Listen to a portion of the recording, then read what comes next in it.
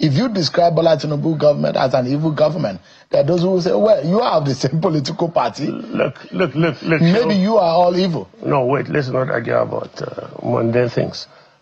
When you classify something as evil, it's relative to what is not, isn't it?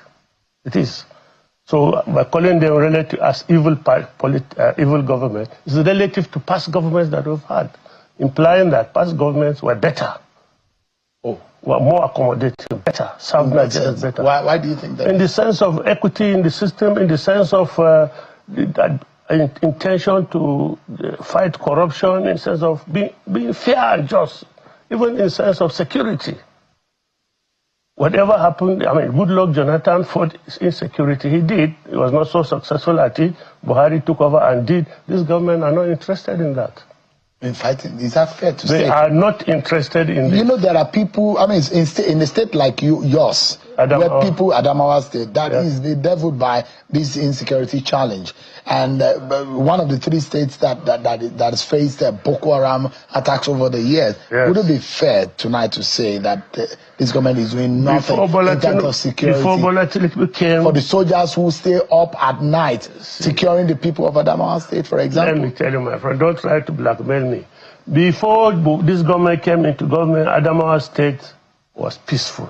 Small skirmishes in border areas with Borno State, yes, you know, but completely peaceful. Before, I mean, now we can go to our farms, except for a small area in my local government which borders Sambisa Forest.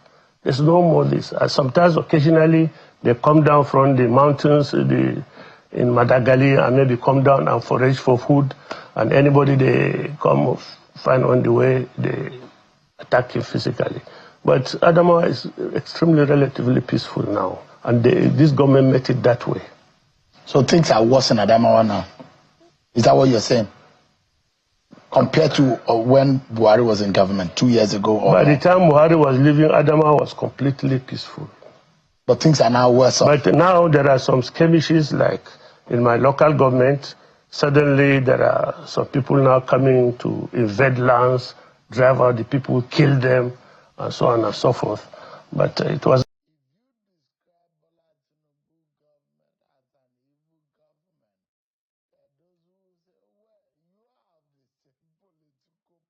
Tinubu's government not interested in fighting insecurity.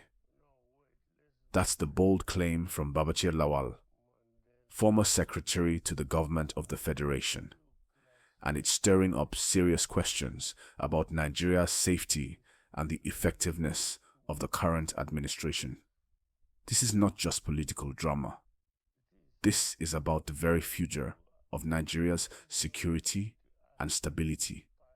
When a former SGF comes out and says that the government has failed in securing the lives of Nigerians, it's more than just a statement.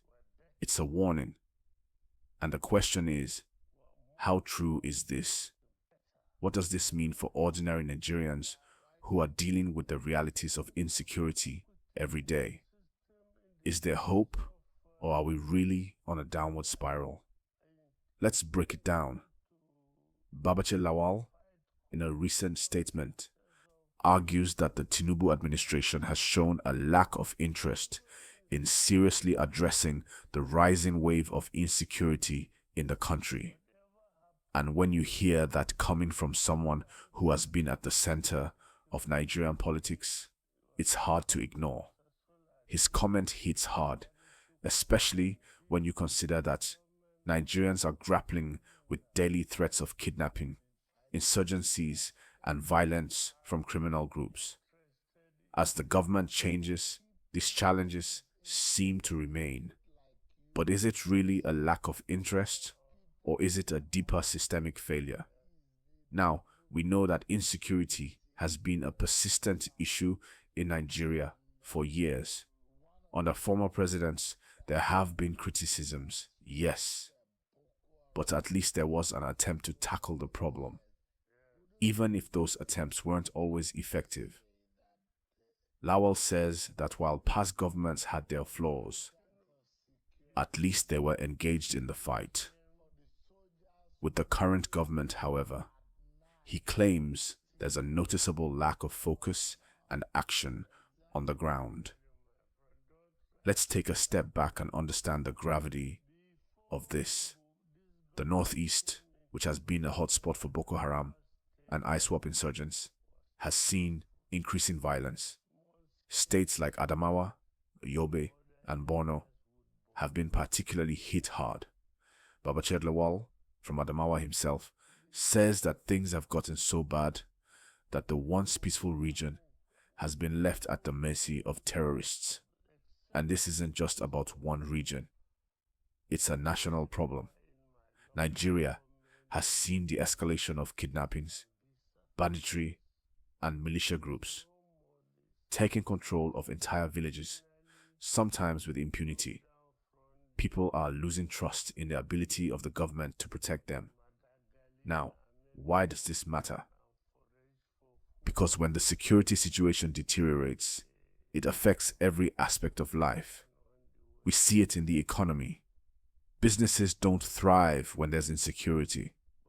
Foreign investments shrink when people don't feel safe. We see it in everyday life. Farmers can't work. Students can't go to school.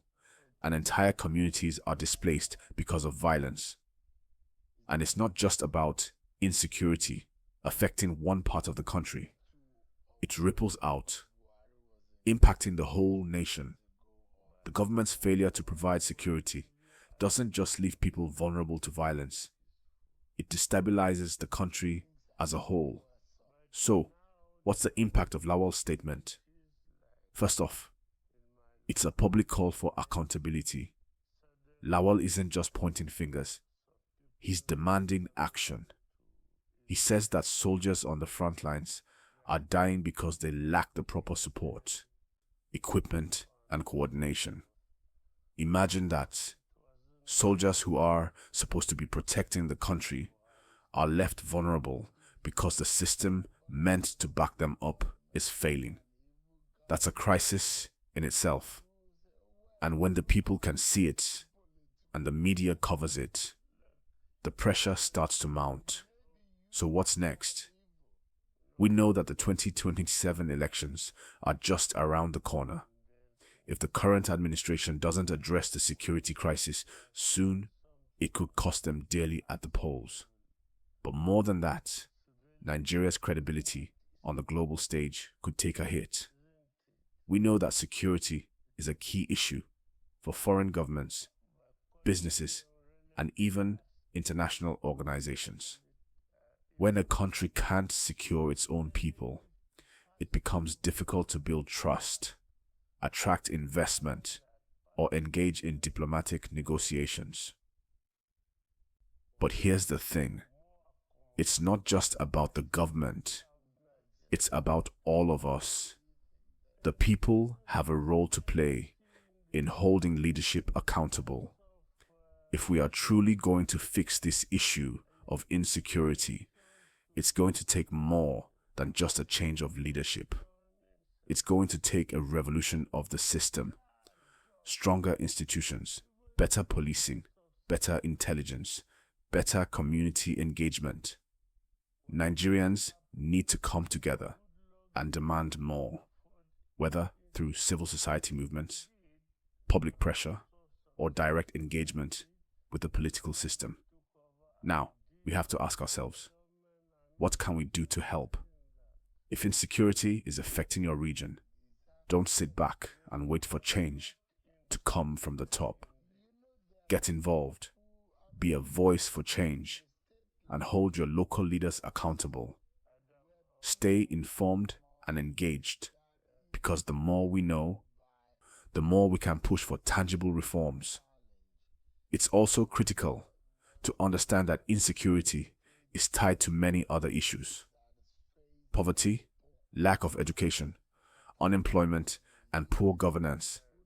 If we want to fix insecurity, we need to look at the root causes. And that means addressing systemic issues in education, health, and job creation, which ultimately fuel insecurity. But let's talk about hope. Do we have any? Is it too late for Nigeria to turn this around? The truth is, the situation is dire, but it's not impossible to fix. What Nigeria needs is a comprehensive strategy that not only focuses on security forces, but also addresses the underlying issues that breed insecurity in the first place. That means improving governance, strengthening institutions, tackling corruption, and investing in infrastructure. And finally, what does this mean for you, the viewer? What is your role in this? You're part of the change we all want to see. Whether you're in Nigeria or abroad, your voice matters. Stay informed, stay active, and demand accountability.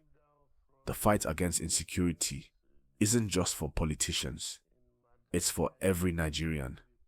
We all need to stand up, work together, and rebuild our country's future. So, what do you think? Do you believe that Tinubu's government is really uninterested in tackling insecurity? Or do you think there's more to the story than we are hearing?